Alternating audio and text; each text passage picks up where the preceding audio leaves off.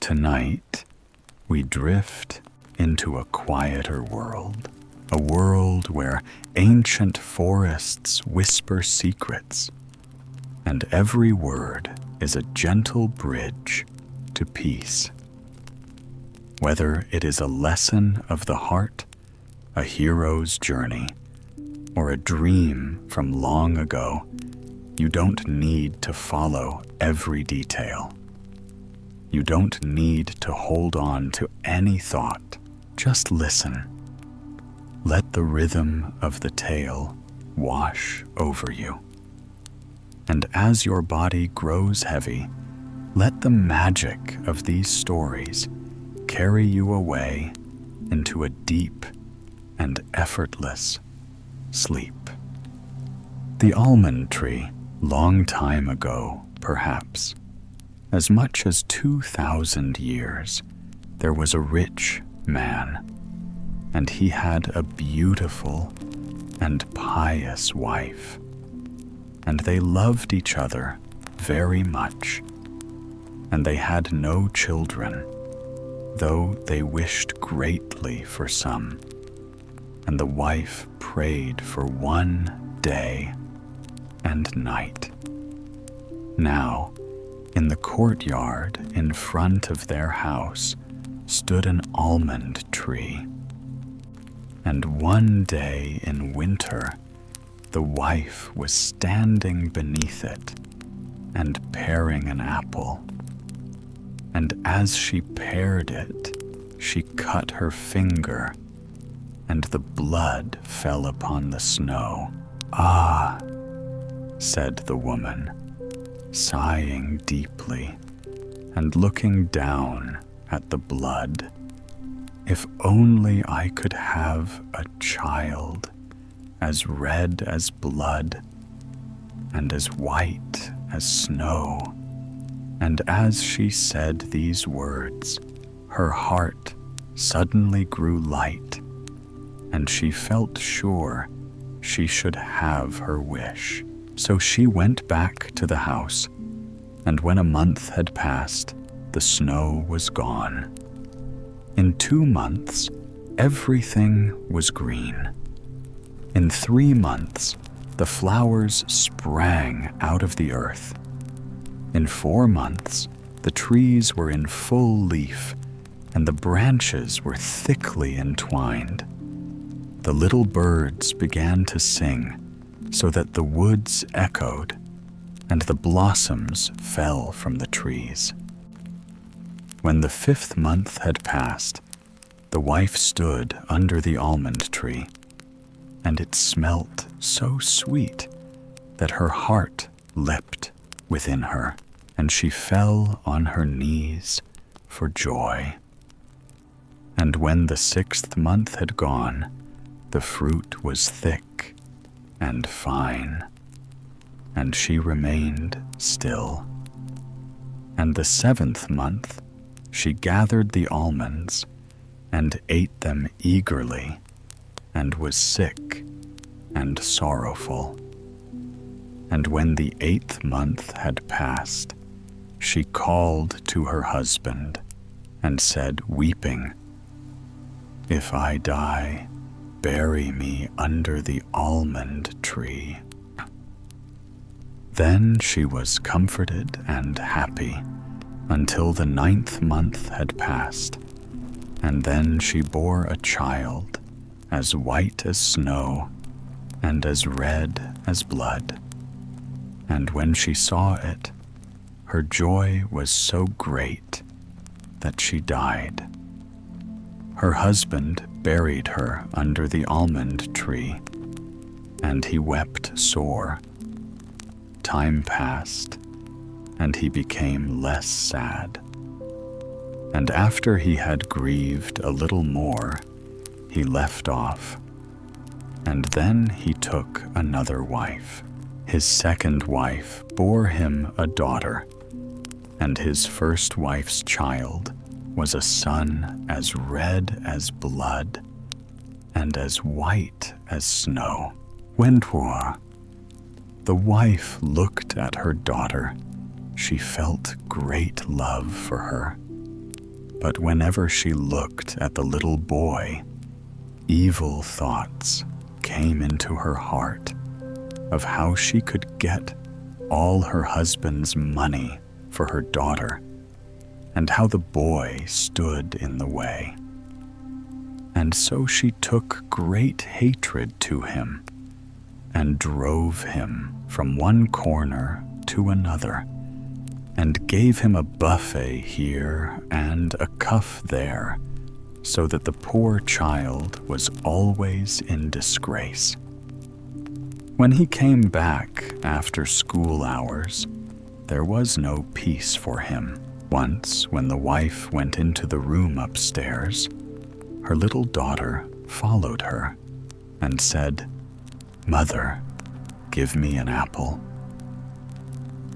"Yes, my child," said the mother, and gave her a fine apple out of the chest. And the chest had a great heavy lid with a strong iron lock.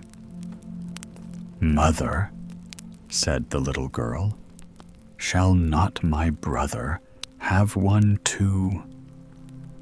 That was what the mother expected, and she said, "Yes, when he comes back from school." And when she saw from the window that he was coming, an evil thought crossed her mind, and she snatched the apple and took it from her little daughter, saying, "You shall not have it before your brother." Then she threw the apple into the chest and shut to the lid. Then the little boy came in at the door, and she said to him, in a kind tone, but with evil looks, "My son, will you have an apple?" "Mother," said the boy, "how terrible you look. Yes, give me an apple." Then she spoke as kindly as before, holding up the cover of the chest. "Come here and take out one for yourself." And as the boy was stooping over the open chest, crash went the lid down, so that his head flew off among the red apples. But then the woman felt great terror and wondered how she could escape the blame. And she went to the chest of drawers in her bedroom and took a white handkerchief out of the nearest drawer, and fitting the head to the neck, she bound them with the handkerchief so that nothing should be seen, and set him on a chair before the door with the apple in his hand. Then came little Marjorie into the kitchen to her mother, who was standing before the fire, stirring a pot of hot water. "Mother," said Marjorie, "my brother is sitting before the door, and he has an apple in his hand, and looks very pale. I asked him to give me the apple, but he did not answer me. It seems very strange." "Go again to him," said the mother, "and if he will not answer, you give him a box on the ear." So Marjorie went again and said, "Brother, give me the apple." But as he took no notice, she gave him a box on the ear, and his head fell off, at which she was greatly terrified, and began to cry and scream, and ran to her mother, and said, "O mother, I have knocked my brother's head off," and cried and screamed, and would not cease. "Marjorie," said her mother, "what have you done? But keep quiet, that no one may see there is anything the matter. It can't be helped now. We will put him out of the way safely." When the father came home and sat down to table, he said, "Where is my son?"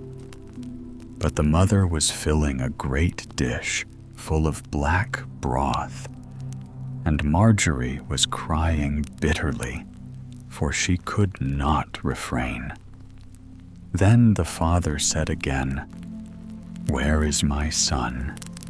"Oh," said the mother, "he is gone into the country to his great-uncle's to stay for a little while." "What should he go for?" said the father, "and without bidding me goodbye, too?" "Oh, he wanted to go so much, and he asked me to let him stay there 6 weeks. He will be well taken care of." "Dear me," said the father, "I am quite sad about it. It was not right of him to go without bidding me goodbye." With that, he began to eat, saying, "Marjorie, what are you crying for? Your brother will come back sometime." After a while he said, "Well, wife, the food is very good. Give me some more." And the more he ate, the more he wanted, until he had eaten it all up, and be through the bones under the table.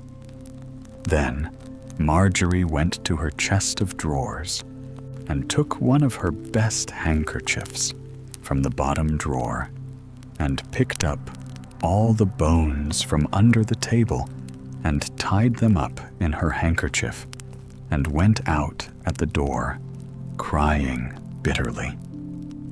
She laid them in the green grass under the almond tree, and immediately her heart grew light again, and she wept no more. Then the almond tree began to wave to and fro, and the boughs drew together, and then parted, just like a clapping of hands for joy.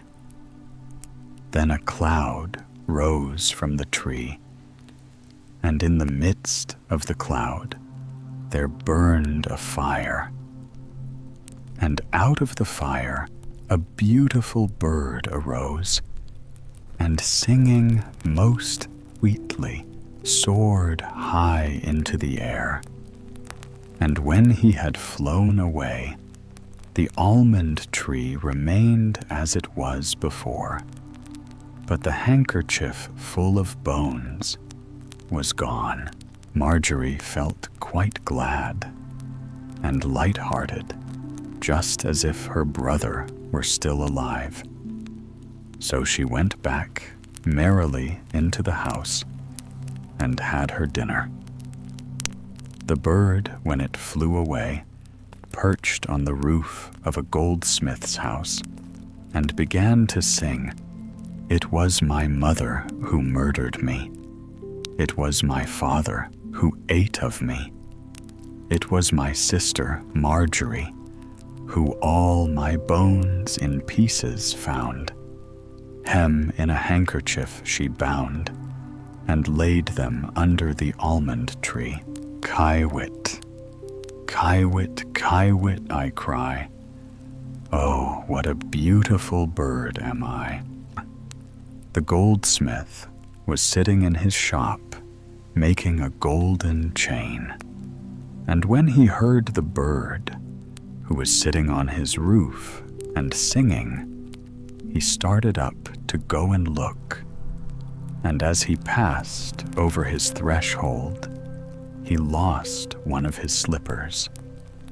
And he went into the middle of the street with a slipper on one foot and only a sock on the other, with his apron on, and the gold chain in one hand, and the pincers in the other. And so he stood in the sunshine, looking up at the bird. "Bird," said he, "how beautifully you sing.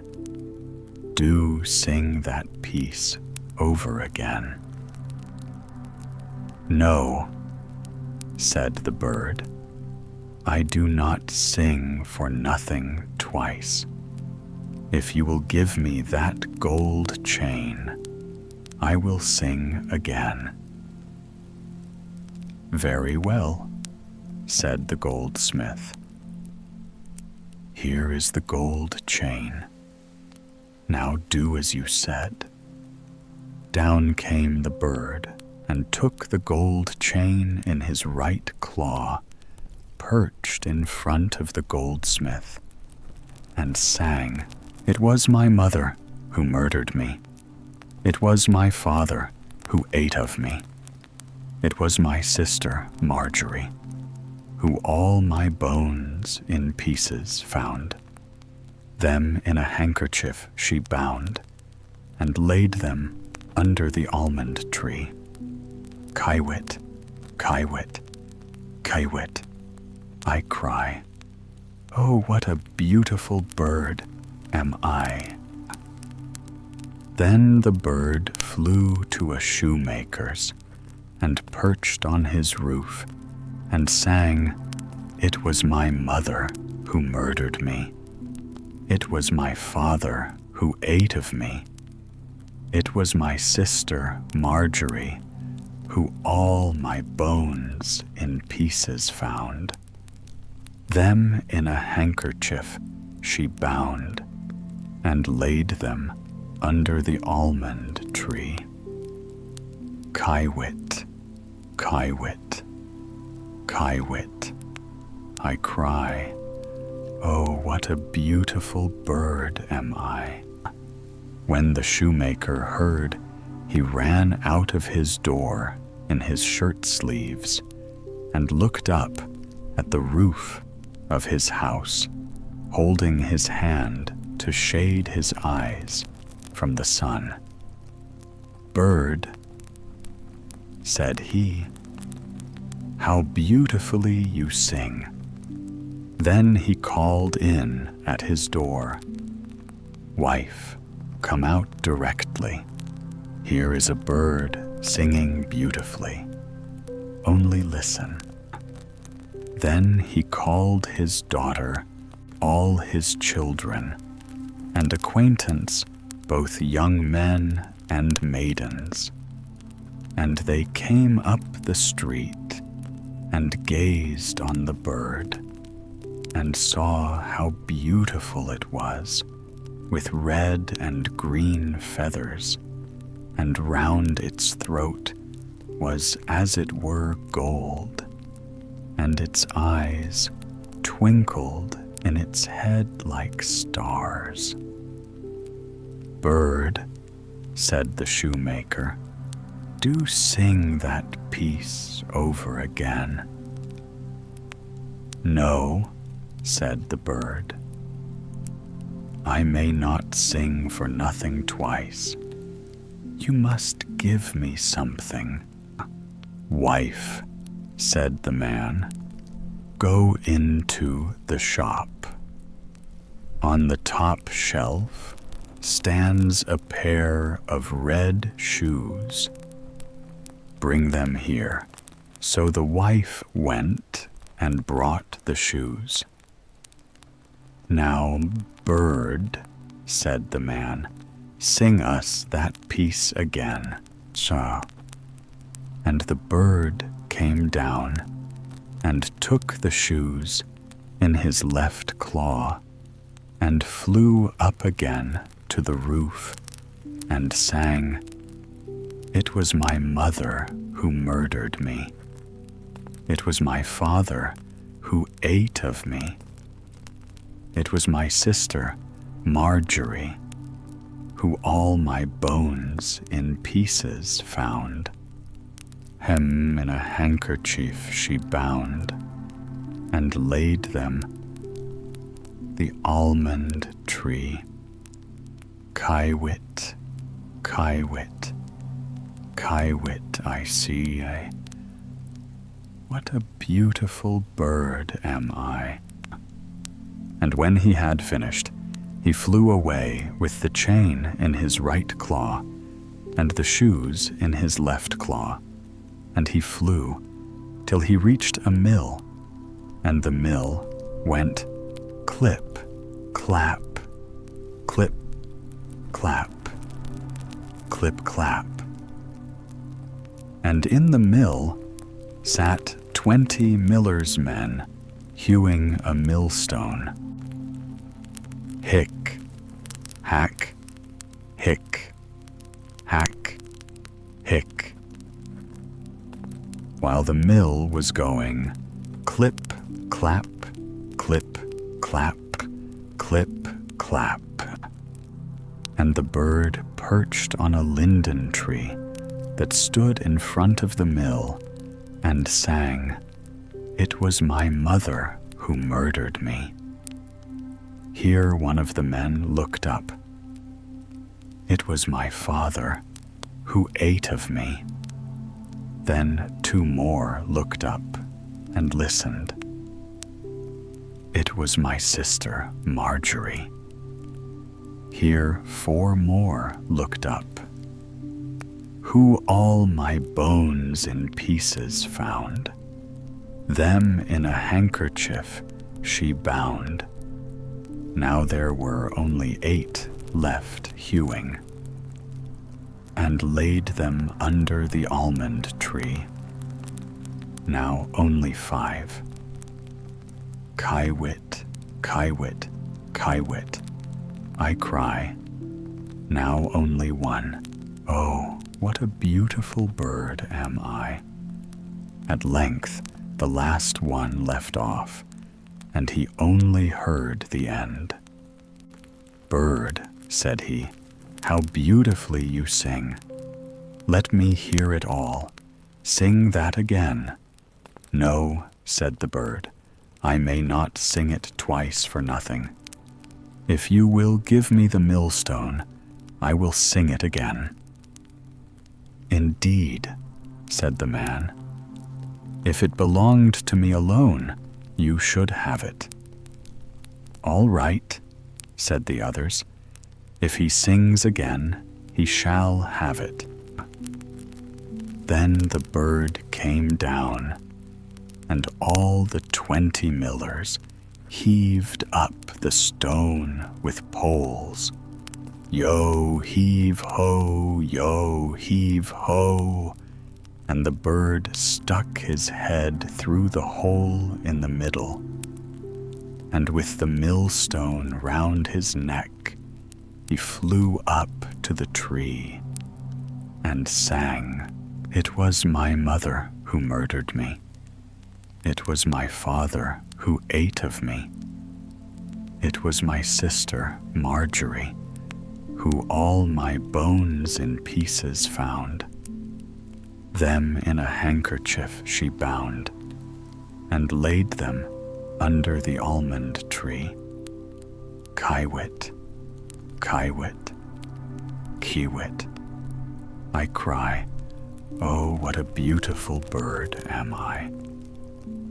And when he had finished, he spread his wings, having in the right claw the chain, and in the left claw the shoes, and round his neck the millstone, and he flew away to his father's house. In the parlor sat the father, the mother, and Marjorie at the table. The father said, "How light-hearted and cheerful I feel." "Nay," said the mother, "I feel very low, just as if a great storm were coming."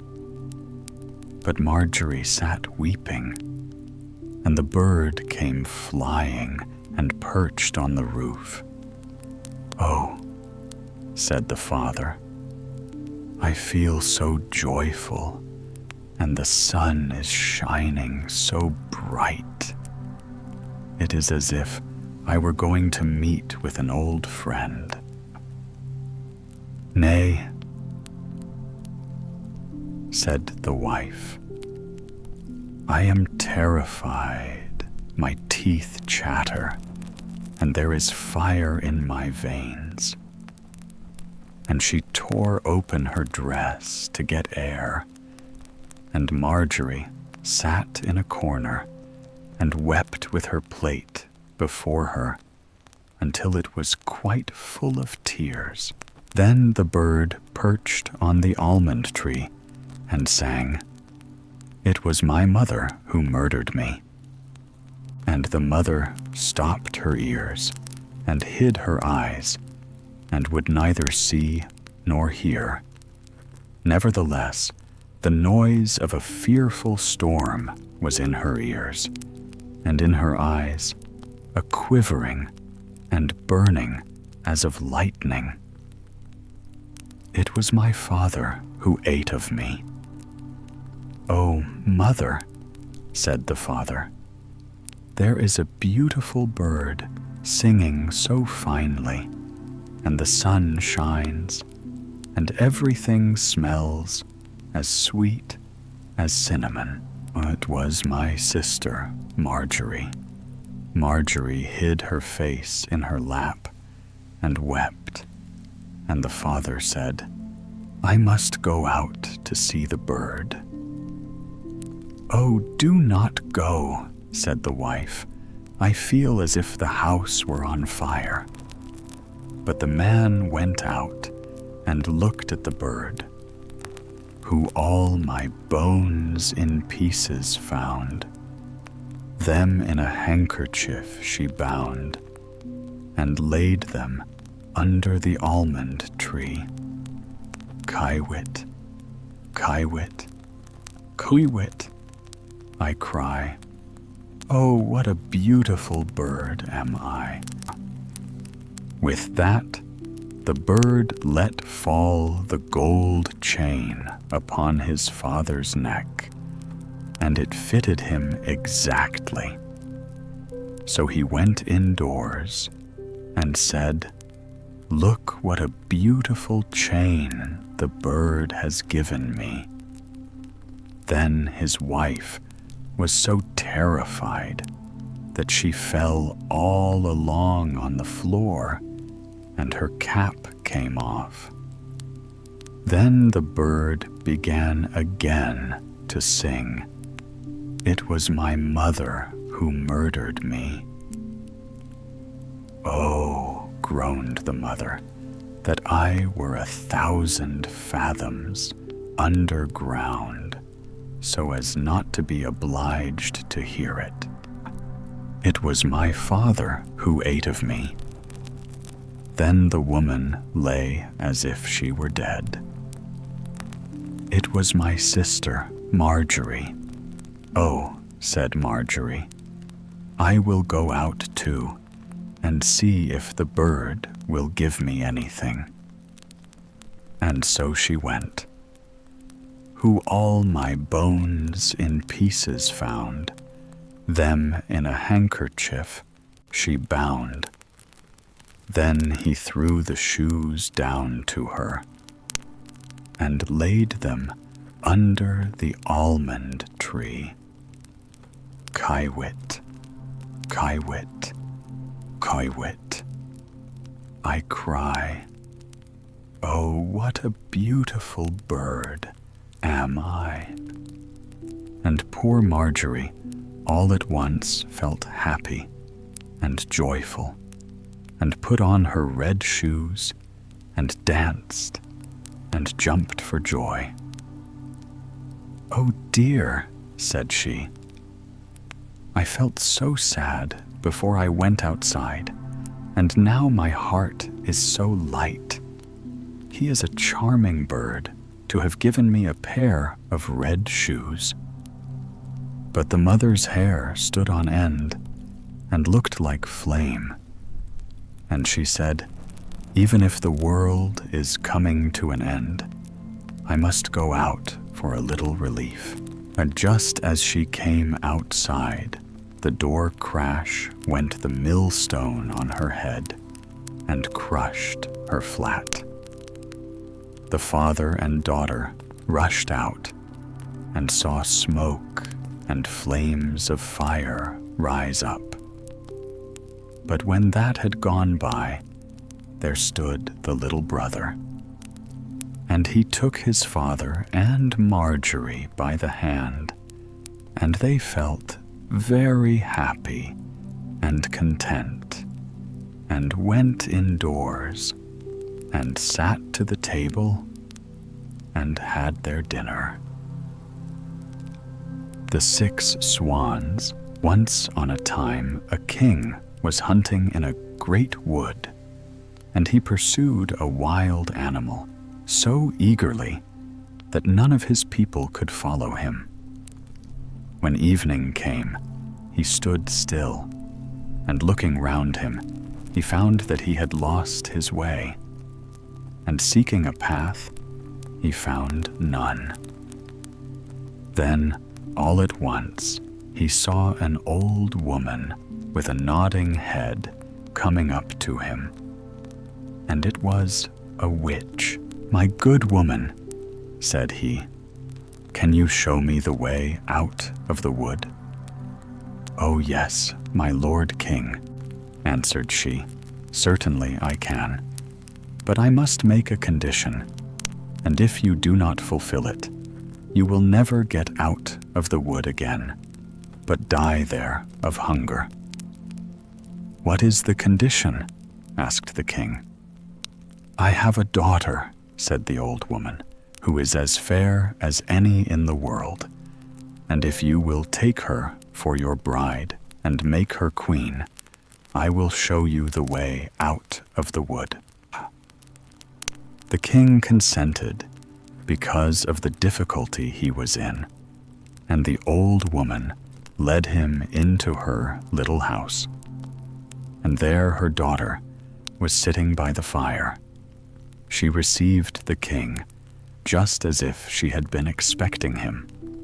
And though he saw that she was very beautiful, she did not please him, and he could not look at her without an inward shudder. Nevertheless, he took the maiden before him on his horse, and the old woman showed him the way, and soon he was in his royal castle again, where the wedding was held. The king had been married before, and his first wife had left 7 children, 6 boys and 1 girl, whom he loved better than all the world. And as he was afraid the stepmother might not behave well to them, and perhaps would do them some mischief, he took them to a lonely castle standing in the middle of a wood. There they remained hidden, for the road to it was so hard to find that the king himself could not have found it, had it not been for a clue of yarn possessing wonderful properties that a wise woman had given him. When he threw it down before him, it unrolled itself and showed him the way. And the king went so often to see his dear children that the queen was displeased at his absence, and she became curious and wanted to know what he went out into the wood for so often alone. She bribed his servants with much money, and they showed her the secret and told her of the clue of yam, which alone could point out the way. Then she gave herself no rest until she had found out where the king kept the clue, and then she made some little white silk shirts and sewed a charm in each, as she had learned witchcraft of her mother. And once, when the king had ridden to the hunt, she took the little shirts and went into the wood, and the clue of yarn showed her the way. The children, seeing someone in the distance, thought it was their dear father coming to see them, and came jumping for joy to meet him. Then the wicked queen threw over each one of the little shirts, and as soon as the shirts touched their bodies, they were changed into swans and flew away through the wood. So the queen went home, very pleased to think she had got rid of her stepchildren. But the maiden had not run out with her brothers, and so the queen knew nothing about her. The next day, the king went to see his children, but he found nobody but his daughter. "Where are thy brothers?" asked the king. "Ah, dear father," answered she, "they are gone away and have left me behind." And then she told him how she had seen from her window her brothers in the guise of swans fly away through the wood, and she showed him the feathers which they had let fall in the courtyard, and which she had picked up. The king was grieved, but he never dreamt that it was the queen who had done this wicked deed. And as he feared lest the maiden also should be stolen away from him, he wished to take her away with him. But she was afraid of the stepmother, and begged the king to let her remain one more night in the castle in the wood. Then she said to herself, "I must stay here no longer, but go and seek for my brothers." And when the night came, she fled away and went straight into the wood. She went on all that night and the next day, until she could go no longer for weariness. At last she saw a rude hut, and she went in and found a room with 6 little beds in it. She did not dare to lie down in one, but she crept under one and lay on the hard boards and wished for night. When it was near the time of sunsetting, she heard a rustling sound and saw 6 swans come flying in at the window. They alighted on the ground and blew at one another until they had blown all their feathers off, and then they stripped off their swan skin as if it had been a shirt. And the maiden looked at them and knew them for her brothers, and was very glad, and crept from under the bed. The brothers were not less glad when their sister appeared, but their joy did not last long. "You must not stay here," said they to her. "This is a robber's haunt, and if they were to come and find you here, they would kill you. And cannot you defend me?" asked the little sister. "No," answered they, "for we can only get rid of our swan skins and keep our human shape every evening for a quarter of an hour. But after that, we must be changed again into swans." Their sister wept at hearing this and said, "Can nothing be done to set you free?" "Oh no," answered they. "The work would be too hard for you. For 6 whole years you would be obliged never to speak or laugh, and make during that time 6 little shirts out of aster flowers.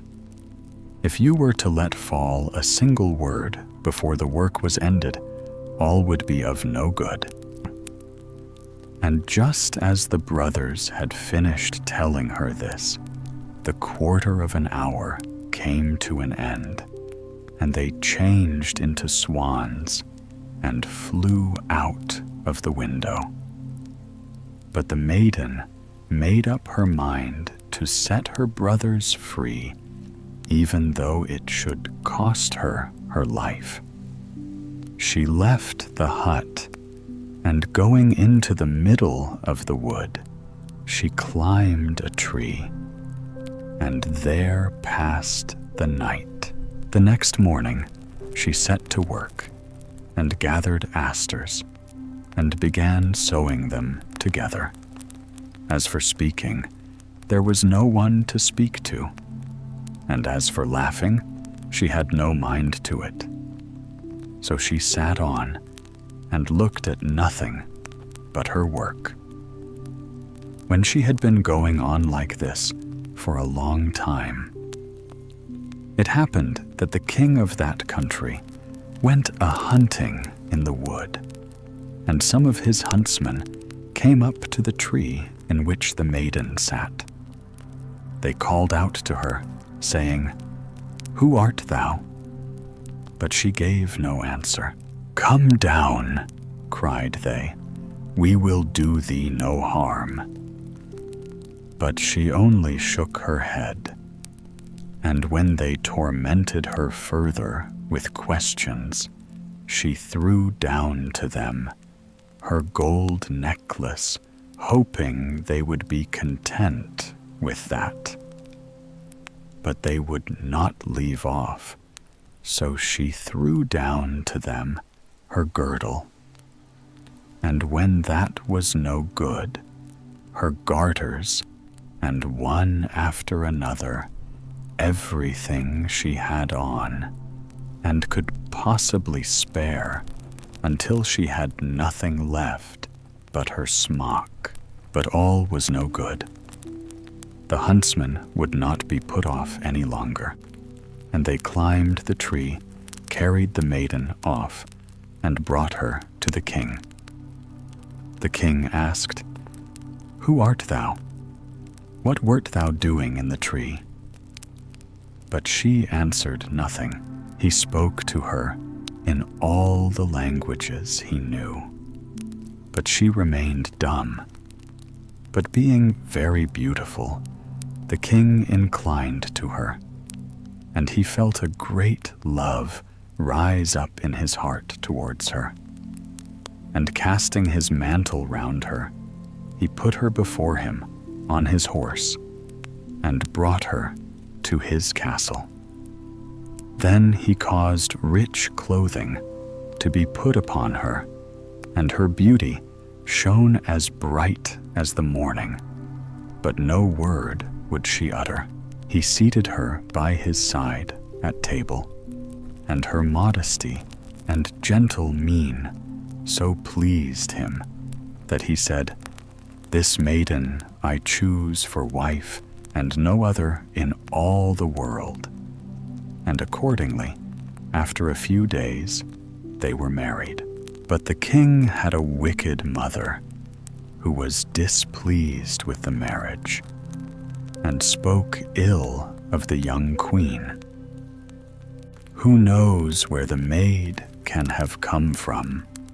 said she, "and not able to speak a word. She is not worthy of a king." After a year had passed, and the queen brought her first child into the world, the old woman carried it away and marked the queen's mouth with blood as she lay sleeping. Then she went to the king and declared that his wife was an eater of human flesh. The king would not believe such a thing, and ordered that no one should do her any harm. and the queen went on quietly, sewing the shirts and caring for nothing else. The next time that a fine boy was born, the wicked stepmother used the same deceit. But the king would give no credence to her words, for he said, "She is too tender and good to do any such thing. And if she were only not dumb and could justify herself, then her innocence would be as clear as day." When for the third time the old woman stole away the newborn child and accused the queen, who was unable to say a word in her defense, the king could do no other but give her up to justice, and she was sentenced to suffer death by fire. The day on which her sentence was to be carried out was the very last one of the 6th year of the years, during which she had neither spoken nor laughed to free her dear brothers from the evil spell. The 6 shirts were ready, all except one which wanted the left sleeve. And when she was led to the pile of wood, she carried the 6 shirts on her arm. And when she mounted the pile and the fire was about to be kindled, all at once she cried out aloud, for there were 6 swans coming flying through the air. And she saw that her deliverance was near, and her heart beat for joy. The swans came close up to her with rushing wings and stooped round her so that she could throw the shirts over them. And when that had been done, the swan skins fell off them, and her brothers stood before her in their own bodies, quite safe and sound. But as one shirt wanted the left sleeve, so the youngest brother had a swan's wing instead of a left arm. They embraced and kissed each other, and the queen went up to the king, who looked on full of astonishment, and began to speak to him and to say, "Dearest husband, now I may dare to speak and tell you that I am innocent and have been falsely accused." And she related to him the treachery of the stepmother, who had taken away the 3 children and hidden them. And she was reconciled to the king with great joy, and the wicked stepmother was bound to the stake on the pile of wood and burnt to ashes. And the king and queen lived many years with their 6 brothers in peace and joy. Thumbling as journeyman. Thumbling's travels. Once upon a time, there lived a tailor, a simple man of needle and thread, who had but one son. This son was unlike other children, for he was no bigger than a thumb, and because of this curious size, he was always called Thumbling. Though his body was small, his spirit was filled with boldness, and one day he spoke to his father and said, "Father, I must go forth into the wide world. My heart longs for it." The tailor, though saddened at the thought of parting, answered kindly, "That is well, my son. If it is your will to go, you shall not go without a weapon." He took a long darning needle fixed a shining knob of sealing wax upon the end of it in the light of the candle and handed it to the boy. "Here is a sword for your journey. May it serve you well." Before setting out, Thumbling wished for one last meal with his parents. He hopped nimbly into the kitchen to see what his mother had cooked. The dish was already set upon the hearth, steaming in the warmth of the fire. "Mother, what is there for us today?" he asked. "See for yourself," she replied. So Thumbling climbed up onto the hearth, leaned over the dish, and stretched his little neck as far as it would go. But alas, the rising steam caught him, lifted him as though upon invisible wings, and bore him up through the chimney. For a while he rode upon the cloud of steam high above the roof, until at last he drifted down gently to the ground outside. And so it came to pass that the little tailor was carried away from his home and had begun his adventures in the great world. He wandered from place to place and sought work with masters of his craft. Yet he soon found their food plain and tasteless. "Mistress," said he one evening, "if you give us no better fare, I shall be gone, and tomorrow I will chalk upon your door, 'Too many potatoes, too little meat. Farewell, Mr. Potato King." At this, the mistress grew angry. "What would you demand? Grasshopper," she cried, and seized a cloth to strike him. But the little fellow darted under a thimble, peeped out, and stuck out his tongue. When she tried to lift the thimble, he leapt into the folds of the cloth, and then into a crack in the table. "Ho, ho, mistress!" He laughed and poked out his head. She struck at him again, but he slipped into a drawer. At last she caught him, and in her fury drove him out of the house. So Thumbling traveled on until he came to a great dark forest. There he fell in with a band of robbers plotting to steal the king's treasure. When they saw him, they whispered, "This little fellow can creep through a keyhole for us. He shall be our thief." One cried out mockingly, "Hollow, thou giant Goliath, will you help us into the treasure chamber? You can slip through and cast the money out." Thumbling thought for a while, then said, "Yes, I will go with you."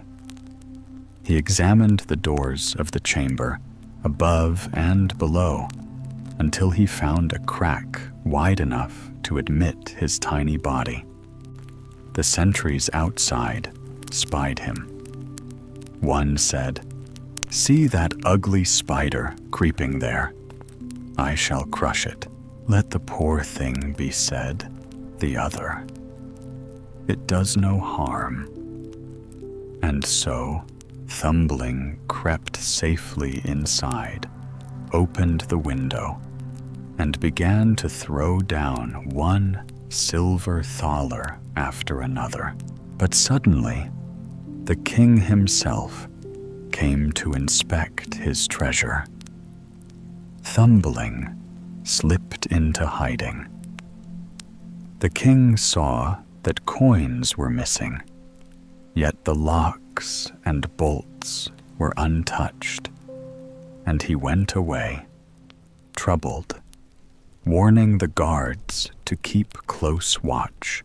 When Thumbling resumed his work, the clinking of coins betrayed him.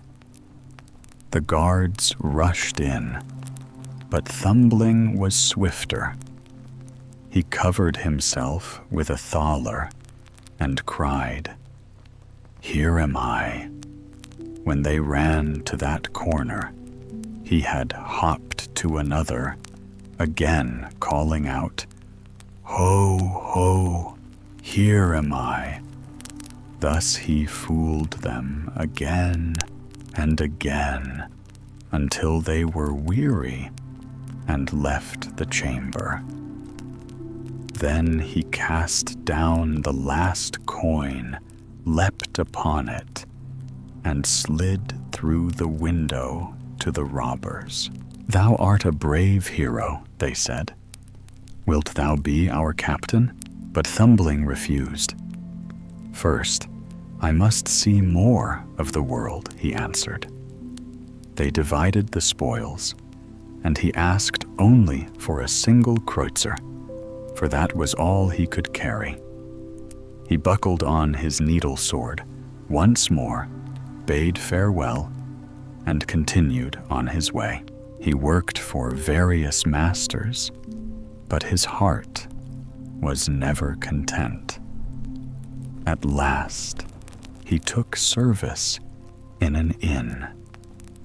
There the maids disliked him, for he spied on their secret misdeeds, what they stole from the plates and carried from the cellar, and told it all to the master. The maids conspired against him. One day, while mowing in the garden, a maid spied him, leaping among the stalks. Swiftly, she swept him up, with the grass tied him in a cloth, and tossed him secretly to the cows. A great black cow swallowed him down. Inside, it was dark and close, and Thumbling fared ill. When the cow was milked, he cried out, "Strip, strap, strull. Will the pail soon be full?" But none heard him for the clatter of the milk. Soon the master came into the byre and said, "This cow shall be killed tomorrow." Thumbling was sore afraid. He cried out, "Let me out first, for I am shut up inside her." The master heard a voice, but could not tell whence it came. Next morning, the cow was slaughtered. Happily, Thumbling escaped the knife and fell among the sausage meat. When the butcher began to chop, he cried with all his might, "Chop not too deep, for I am among it." But the chopping was loud, and none understood. Quick-witted, he slipped nimbly between the blows, and was not harmed. Still, he was pressed into the black pudding hung in the chimney to smoke, and there time weighed heavy on him. At last, in the winter, the pudding was brought forth for a guest. As the hostess cut it into slices, Thumbling waited until the moment was right, then sprang out and escaped. He journeyed on once more. Yet his freedom did not last. In the fields, he was snapped up by a fox. Hollow Mr. Fox cried, "Thumbling, it is I who stick in your throat. Let me go free." "True," said the fox, "you are too small to fill my belly. Promise me the fowls in your father's yard, and I will release you." "With all my heart," replied Thumbling. "You shall have them." So the fox set him down and even carried him home. When the father beheld his dear son again, he gladly gave the fox all the hens and cocks. Thumbling, however, placed in his father's hand the single kreutzer he had earned on his travels, saying, "Here is also a piece of money I have brought for you." And though the hens were lost, the father held his son close, thinking no treasure greater than having Thumbling safe at home once more. The Wedding of Mrs. Fox. First story expanded. Once upon a time, there lived an old fox, a creature already bent with years, who bore 9 long and splendid tails. Yet though he seemed wise and content, a shadow of doubt settled upon his heart. He began to believe that his wife, fair Mistress Fox, might no longer be faithful to him. Eager to test her, he laid a cunning plan. One morning, he stretched himself beneath the wooden bench, lay stiff and silent, and pretended to be stone dead. Upstairs, Mistress Fox went into her chamber, locked the door, and sat sighing in loneliness. Below by the fire sat her maid, Miss Cat, who stirred the pots and prepared the meals. When whispers spread through the forest that old Mr. Fox was dead, suitors from near and far hastened to try their luck. The first to knock upon the door was a young fox with fur bright as autumn leaves. He tapped gently and called, "What are you about?" "Miss Cat, do you slumber or do you chat?" The cat replied with a purr, "I slumber not, I wake indeed. I stir the pot for mistress's need. Warm beer with butter, rich, I brew. Would you not come and sip it too?" "No, thank you, kind miss," said the fox. "But tell me how fares Mistress Fox?" The maid answered in mournful rhyme, "She sits alone in her chamber, small. Her tears like raindrops downward fall. Her little eyes are swollen red, because old Master Fox lies dead." "Then pray," said the young wooer, "announce me, for I would gladly win her hand." Up the stairs, Miss Cat went, her paws pattering trip-trap, while her golden rings jingled. She knocked thrice, tap, tap, tap. "Mistress Fox, are you inside?" "Oh yes, my little cat," she cried. "A wooer waits upon the stair. Now tell me, child, what shape and air?" The maid replied, He is a fox, yet has but one tail.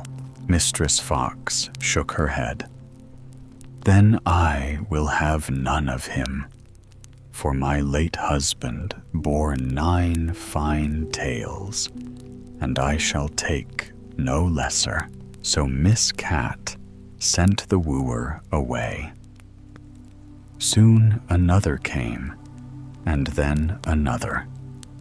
Each bore 2 tails, 3 tails, 4, and more, yet still Mistress Fox refused them all.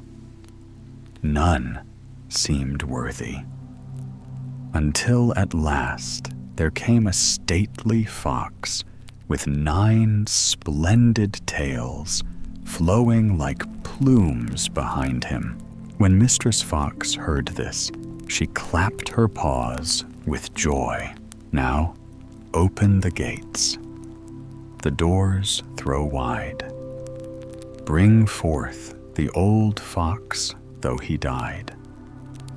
Carry him out without delay, for a wedding feast begins today. But scarcely had the words been spoken when old Mr. Fox, who had lain all the while beneath the bench, sprang to life. His 9 tails bristled, his eyes flashed fire, and he seized a cudgel. With angry blows, he drove out the rabble of wooers and even Mistress Fox herself, and sent them fleeing from the house in shame. Second story expanded. In another telling the tale ran differently. This time, old Mr. Fox truly was dead, and his house stood silent in mourning. Mistress Fox sat upstairs, her eyes red from weeping, while faithful Miss Cat tended the fire and stirred milk and bread into a sweet broth. Then came a knock. At the door stood a great gray wolf, proud and tall. He bowed low and sang out, "Good day, dear. Cat of Carrowit, why do you by the hearthstone sit? What tasty dish do you prepare to scent the room and warm the air?" Miss Cat replied. "In milk I crumble bread, so white. Would you, dear sir, partake a bite?" "No, thank you, kindly," said the wolf. "But tell me, where is Mistress Fox? Is she not at home?" And the cat answered in rhyme, "She sits above in her lonely room, lamenting her sorrow, bewailing her doom. Her heart is heavy, her tears fall sore, for old Mr. Fox is no more." Then said the wolf, "Go and ask if she would care for a husband bold." Up the stairs ran the cat, her tail flicking this way and that, her golden rings chiming as she knocked upon the parlor door. "Are you within, good Mistress Fox? A suitor stands at your door and knocks. Would you care for a husband now? Then kindly step below and bow." "Tell me," asked Mistress Fox, "does he wear red stockings? And has he a pointed snout?" "No," answered the cat. "Then he will not do for me." The wolf went away, and in his place came many more. First a dog, then a proud stink, a quick hare, a roaring bear, a mighty lion, and nearly every beast of the forest. Yet each time, one small grace was lacking: a red stocking, a pointed mouth, a fox's manner. And so each wooer was dismissed. At last there came a young fox, handsome and slender. Miss Cat ran to the chamber door once more. Mistress Fox, a fine young fox awaits. He has red stockings upon his legs, and his mouth is sharp and pointed. At this news, Mistress Fox rose at once. Then let him come upstairs, for he alone pleases me. She commanded Miss Cat to prepare the hall. Quickly now, sweep the room so clean. Open the window, let in the sheen. Fling out the old fox, lay him to rest, though many a mouse he caught with zest. Not once of me did he think at all, but ate each morsel fat and small. So the chamber was set in order. The old fox was carried out, and the young fox was welcomed in. Soon the wedding feast began. The music played, and the beasts of the forest came to dance. And they danced, and they sang, and they feasted so merrily that if they have not tired of it, yet they are surely still dancing to this very day. The robber bridegroom. There was once a miller who had a beautiful daughter, fair to behold, and gentle of heart. When she was grown to womanhood, the miller became anxious, for he wished above all things that she should be well provided for, married into security, and not left alone in the hard world.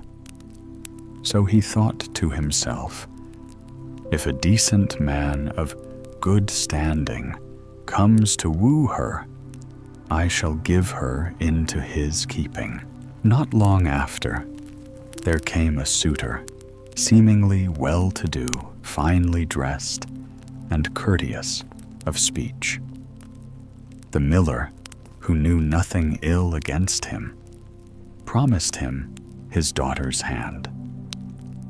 Yet the maiden's heart was not warmed toward him, as a bride's heart should be toward her bridegroom. She did not trust him.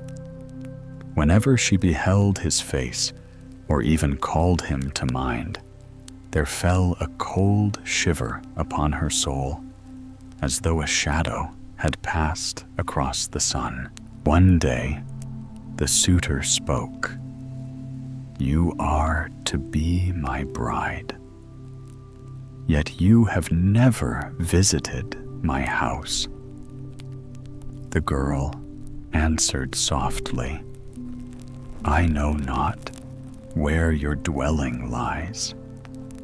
He said, my house stands far away, deep within the forest. You must come to me next Sunday, for I have invited company, and I will strew ashes along the path so that you shall not lose your way.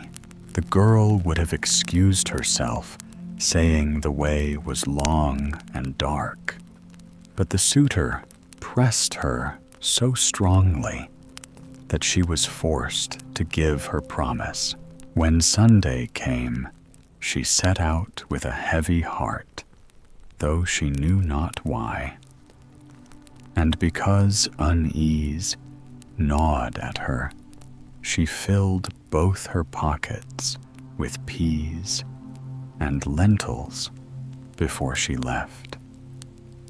The path through the forest had indeed been strewn with ashes, Yet at every step she cast to the right, and left a handful of peas, so that behind her there should grow a track to lead her home again.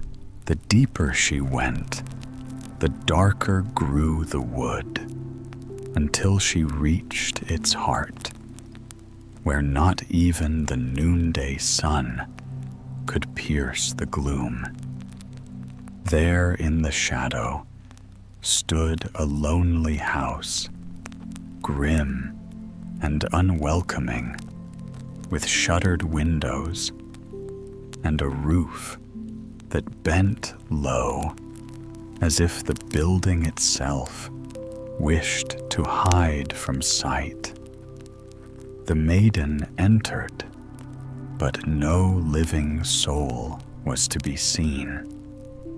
A stillness hung over the rooms, so thick it seemed to choke her breath. Then suddenly a voice rang out, turn back, thou pretty bride. Within this house thou must not bide, for here do evil things betide." She turned quickly and saw that the voice came from a bird in a cage hanging upon the wall. And again it sang its warning, the same dark rhyme. Fear tugged at her, yet she wandered from room to room, and everywhere it was empty, bare, and forsaken. At last she came to a cellar, and there she spied a very old woman nodding her head by the fire. "Good mother," said the bride does, "my bridegroom dwell in this house." The old woman lifted her eyes weary and full of pity. "Poor child," she whispered, "do you know where you are? This is a house of murderers. You thought to find your bridegroom here, but it is death himself who awaits you. They will seize you, cut you in pieces, and devour you. For they are men who feed on human flesh.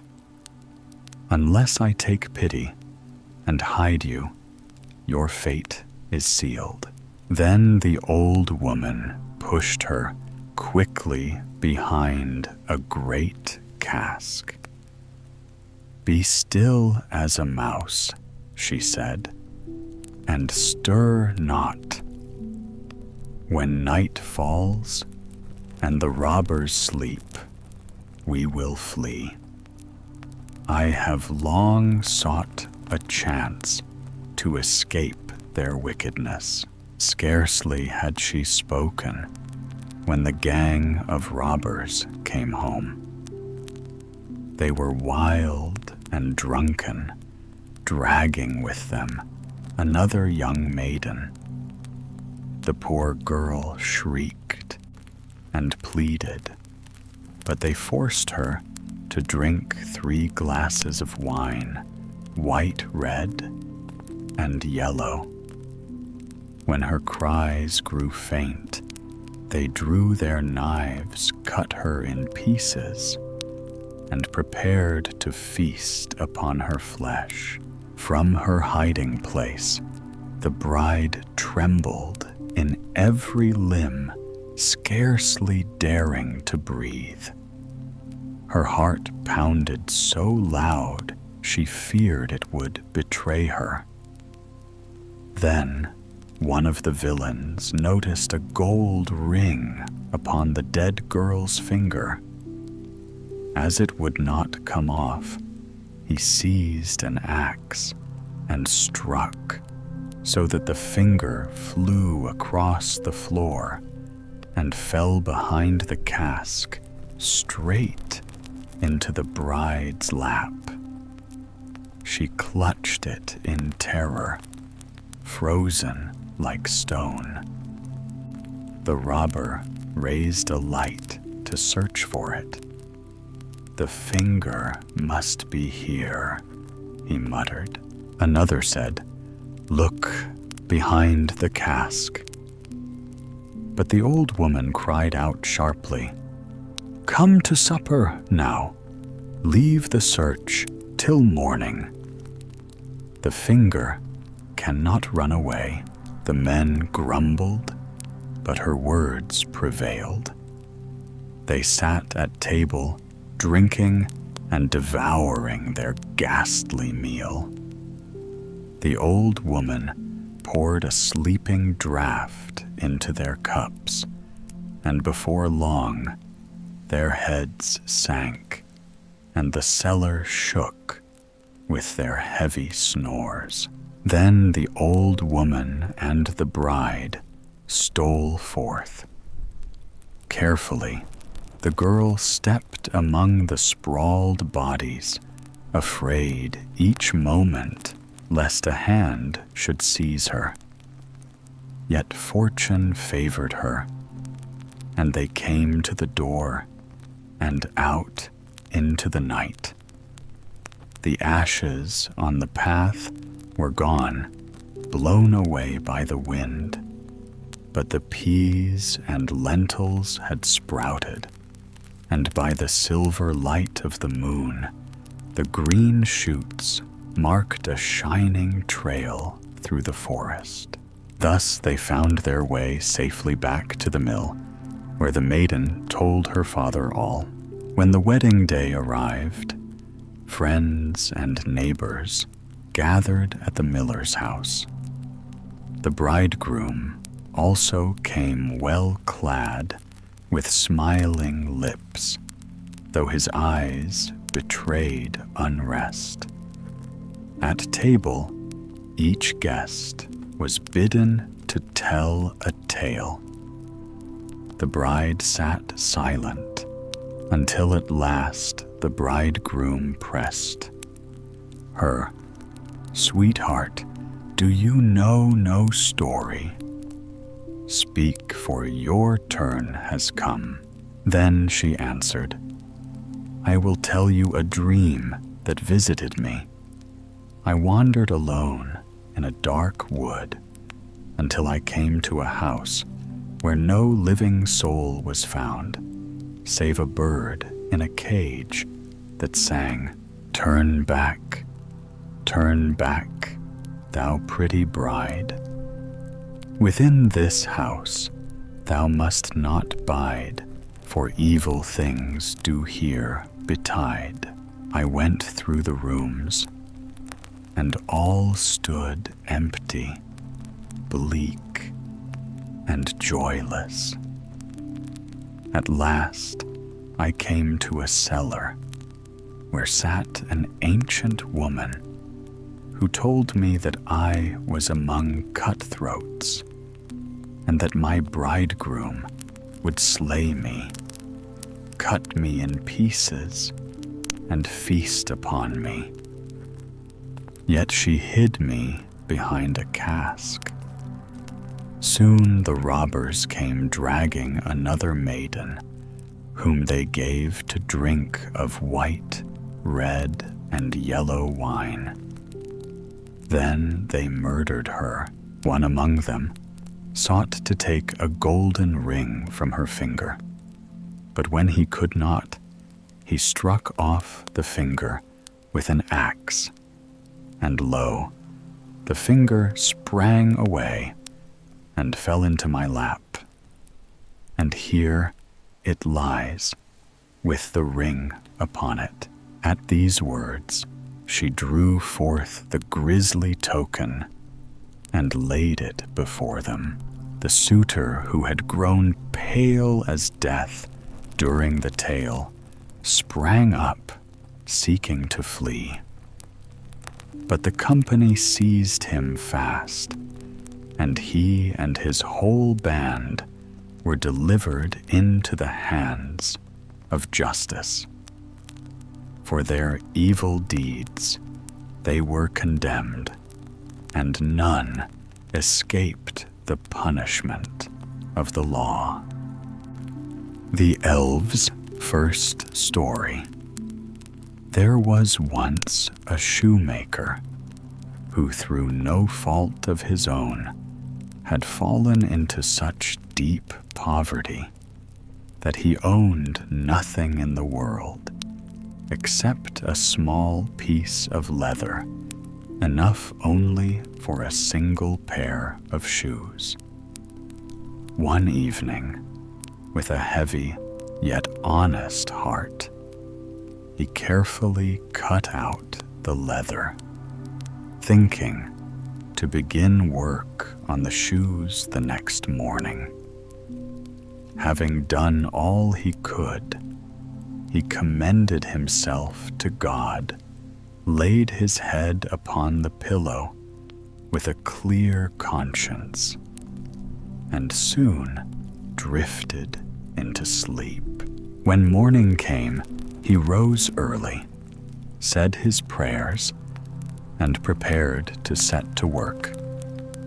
But to his astonishment, on the table lay 2 shoes already finished. They were not roughly sewn together, as one might expect from hurried hands, but stitched with such precision and neatness that they seemed a masterpiece fit for kings. He gazed in wonder, scarcely daring to believe his own eyes.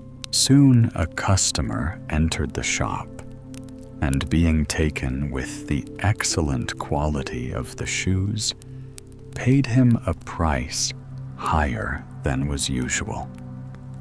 With this money, the shoemaker bought leather for 2 more pairs.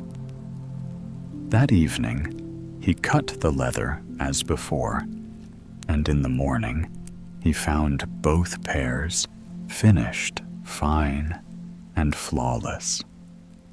Buyers quickly appeared, and again he earned enough to buy leather for 4 pairs. This pattern continued. Whatever he cut out at night was completed by morning, and the mysterious workmanship never faltered.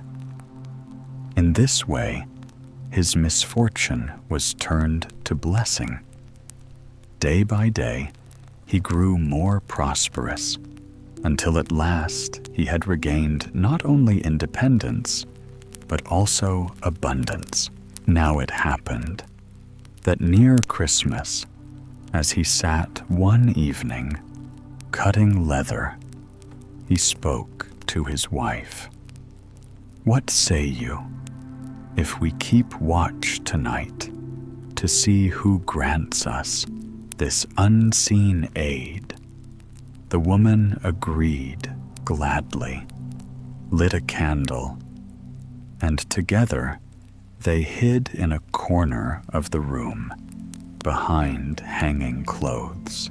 At midnight, when the house lay in silence, 2 tiny men slipped in. They wore not a thread upon their bodies, but were nimble and merry. Sitting at the shoemaker's table, they worked swiftly with their little hands, stitching and hammering with such skill that the shoemaker could scarce turn away his eyes for wonder. In no time, the shoes stood finished, and away the little men darted as swiftly as they had come. The next morning, the shoemaker's wife said, "These small folk have made us rich. It would not be right if we offered no gratitude. They run about with nothing to cover themselves, and must surely be cold. I shall make them shirts, coats, vests, and trousers, and even knit them stockings. Do you, husband, make them each a tiny pair of shoes? The shoemaker agreed with joy, and by Christmas-tide, everything was ready. That night, they laid the little garments upon the table instead of cut leather, and again hid themselves to watch. When midnight struck, the little men bounded in, intending to work. But finding no leather, only the neat array of clothes, they stood amazed. Then, in delight, they dressed themselves quickly, admiring how fine they looked, and sang in ringing voices, "Now we are boys, so fair to see, no longer cobblers shall we be." They danced and skipped about the room, leaping over benches and chairs, until at last they sprang out into the night and were seen no more. But from that time forward, fortune never forsook the shoemaker, and all that he undertook prospered. Second story. There was once a poor servant girl, humble and diligent. Each day, she swept the house clean and carried her sweepings to the great heap before the door. One morning, as she turned to her work, she spied upon the heap a folded letter. Being unable to read, she laid aside her broom and carried the letter to her master and mistress. To their surprise, it was an invitation from the elves, requesting that the girl should stand godmother to a child at its christening. The girl hesitated, for she was timid, and did not understand why she had been chosen. Yet her master and mistress urged her to accept, saying it was unwise to refuse such an honor. At last she consented. Soon 3 elves arrived, small but graceful, and led her into a hollow mountain where their folk dwelt. There, everything was fashioned on a delicate scale, but with a richness beyond words. The child's mother lay in a bed of ebony adorned with pearls, its coverlet embroidered in gold. A cradle of ivory stood near, and the baby's bath was of shining gold. The girl served as godmother with all humility, and when the ceremony was ended, she wished to return home. But the elves entreated her sweetly to remain 3 days. So she stayed, and during that time they treated her with kindness, feasting her with fine dishes, entertaining her with music and dance, and doing all in their power to make her happy. At the end of 3 days, they filled her pockets with gold and silver until she could carry no more, then led her out of the mountain. When she came home, she took up the broom that still stood in the corner and began to sweep as if no time had passed. But as she swept, strangers came into the house, asking who she was and why she worked there. Then she learned that not 3 days, But 7 long years had flown while she tarried with the elves, and in that time her old masters had died, and all was changed. Third story. There was once a mother whose child had been stolen away from its cradle by elves. In its place, they had left a changeling, a creature with a great round head, staring eyes, and greedy lips that did not but eat and drink. The poor woman, troubled and desperate, sought counsel from her neighbor.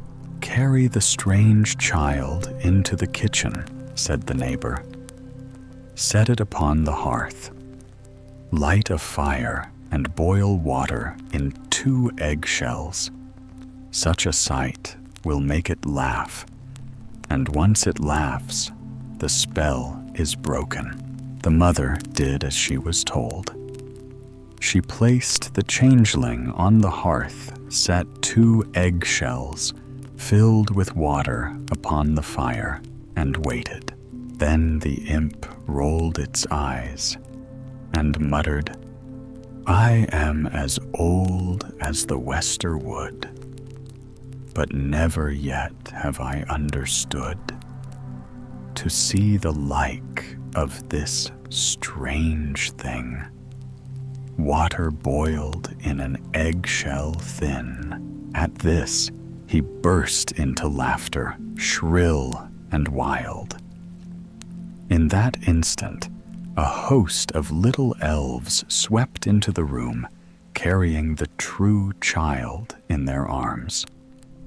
They placed it gently on the hearth whole and unharmed, and seized the changeling away. Thus was the mother's sorrow turned into joy, and her child restored to her once more. The dog and the sparrow. There was once a shepherd's dog, whose master gave him little care, though the faithful beast served him day and night. Instead of reward, he was left to hunger, so wasted away that his bones pressed sharp against his skin. At last, when misery could be endured no longer, the dog resolved to flee. With heavy heart and weary step, he left his master's house and took to the road, carrying with him only sorrow and emptiness of stomach. As he trudged along in this mournful state, a sparrow fluttered down beside him and chirped, "Why droop your head so low, my friend? And why do your eyes carry such sorrow?" "Ah," sighed the dog, "I am faint with hunger. My master starved me till I could bear no more. I have not a crumb to fill my belly." "If that be all," said the sparrow, "cheer up, for I will help you. Follow me to the next town, and you shall not lack food today." Together, they came into the town, and passing a butcher's shop, the sparrow whispered, "Stand close by the door. I will fetch you meat." She hopped onto the wooden shelf, cast her sharp eye about to see if anyone watched, and with many a peck and scratch, worked a thick slice of beef loose till it toppled down. The dog caught it in his jaws and ran to a corner where he devoured it greedily. "Are you satisfied?" asked the sparrow. "Not yet," said the dog, licking his chops, for I could eat more. Then follow me again, replied the sparrow. She flew to another shop, and soon pecked down another steak. This, too, the dog ate until his hunger was partly stilled. Yet still he longed for bread to soften the meat. Come then, said the sparrow. There is a baker near at hand. She struck at the rolls that lay in the window until 2 of them fell, and when the dog ate those, she fetched more from another shop, till at last he was well filled. Now, I am content, said the dog, stretching himself. Let us walk beyond the town, where the air is cooler. So the 2 companions went together along the highway. But the day was hot, and before long the dog sank down, saying, I am weary, I must rest and sleep a while. Very well, said the sparrow. Lie down here, and I will keep watch from the bush yonder. The dog laid his head upon his paws and soon slept deeply. While he slumbered, a carter came along the road with a heavy wagon drawn by 3 stout horses and loaded high with casks of wine. The sparrow saw with horror that the cart was heading straight for the sleeping dog, and the man made no move to turn aside. Stop, stop, Carter cried. She, turn your wheels, else it shall go ill with you. But the man only scowled. What care I for you, you chattering bird? Out of my way. And he cracked his whip so that the cart rolled on. The wheels crushed the poor dog beneath their weight, and he died without a sound. You villain, shrieked the sparrow. You have slain my friend, and for this wickedness you shall pay with all that you own. Do your worst, sneered the carter. What harm can such a mite as you do to me? He drove on, laughing, but the sparrow was not idle. She slipped beneath the covering of the cart and pecked at the wooden bung of a cask until it loosened. Out gushed the red wine, pouring onto the road. Only when the cask was drained dry did the carter notice, and he groaned. Alas, what ill fortune! My wine is gone. Not ill enough yet, cried the sparrow, and darted upon the head of one of the horses. She pecked until the beast reared and kicked. The carter, enraged, seized his hatchet and struck, meaning to kill the sparrow.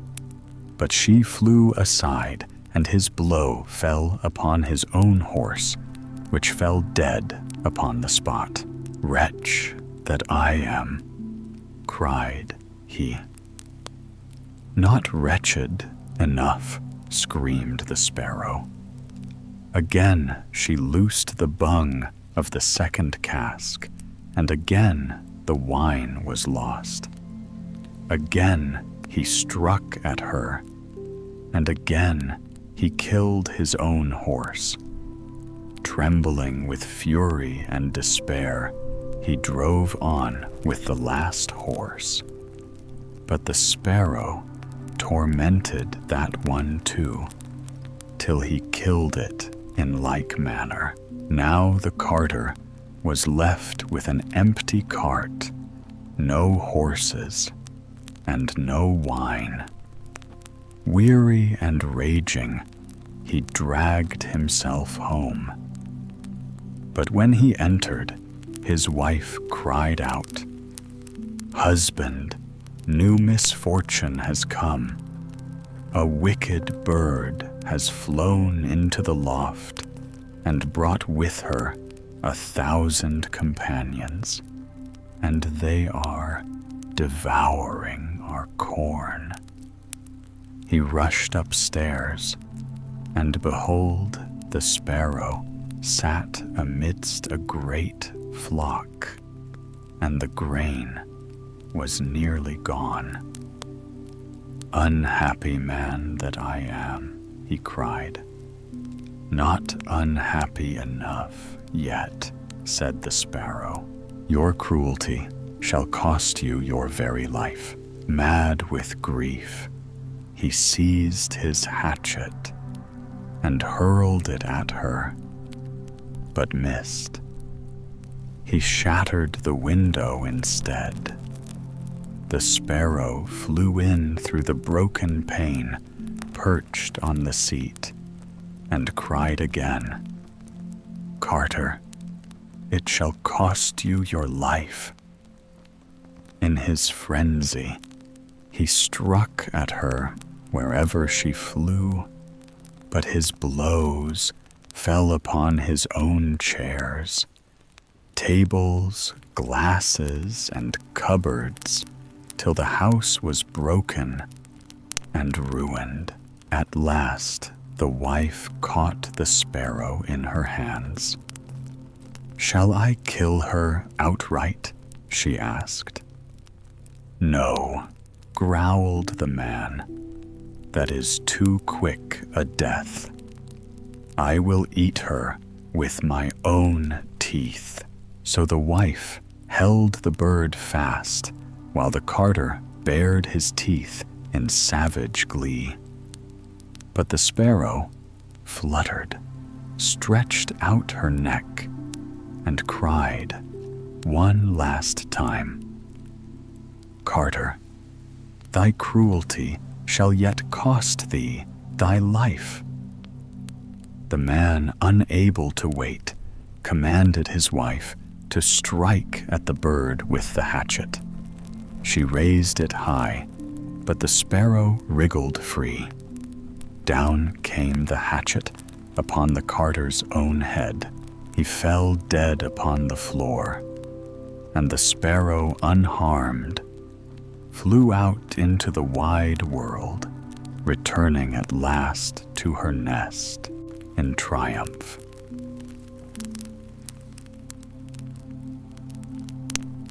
The tailor in heaven. One bright and gentle day, it so befell that the good Lord desired to take his delight in the garden of heaven. He called to him all the apostles and all the saints, and together they walked out into the shining meadows of paradise, so that no soul remained behind save St. Peter. To him the Lord entrusted the great key and gave this strict command: "See to it that no one enters while I am away." So Peter stood faithfully at the heavenly gate, watchful and firm. Not long after, there came a knocking. The sound was timid, but it stirred the stillness. Peter raised his voice. "Who knocks there, and what wouldst thou have?" A soft and wheedling voice answered, "It is I, a poor tailor, an honest man who begs only for admittance. Peter frowned and shook his head. Honest indeed thou art, one who hast been nimble of fingers and swift with the scissors. Many a hem and sleeve hast thou snipped away that was not thine. Thinkest thou heaven is for such as thee? The Lord hath forbidden me to let any pass while he is abroad. But the tailor cried out with pitiful words, Be merciful, holy keeper. Little scraps that fall of themselves from the shears are no true theft. They are trifles, not worth the telling. Look upon me. I am lame and weary. Blisters burn upon my feet from the long road. I cannot turn back. Only open the gate a little, and I will not trouble thee. I shall labor gladly, bearing the children in my arms, washing their garments, sweeping the benches where they play, and mending what is torn. Let me but creep within, and I shall do the humblest work. Now Peter's stern heart softened, and pity overcame duty. He opened the door only so wide that the tailor's thin body could slip through. He set him in the shadowy corner behind the gate and charged him to sit still and silent, lest the Lord on returning should see him and grow wroth. The tailor bowed his head and promised obedience. Yet temptation is a restless master. When Peter once stepped outside, the tailor rose from his corner. Curiosity pricked him like needles, and he wandered through the halls of heaven, gazing upon wonders. He saw radiant courts and shining thrones, choirs of chairs set in bright array. At last, he came upon one seat that outshone all others, a high throne of purest gold, set with gleaming jewels, and before it a footstool of gold no less splendid. It was the seat of the Lord himself, from which he looked down upon the world, and beheld all deeds of men. The tailor's eyes fastened upon it. Long did he stand, for the chair pleased him above all else. At length, his desire burned too hot, and he clambered up and seated himself in the place of the Almighty. Then at once his sight pierced the heavens and reached the earth below. He saw the fields, the towns, the rivers, and all the dealings of humankind. And there by the water's edge he spied an old crooked woman washing linen. He watched as she slyly laid 2 veils aside for her own use. Anger flamed in him, sharper than his reason. A thief, he cried, though no one heard him. In his fury, he snatched up the golden footstool and hurled it down through the sky, meaning to strike the woman.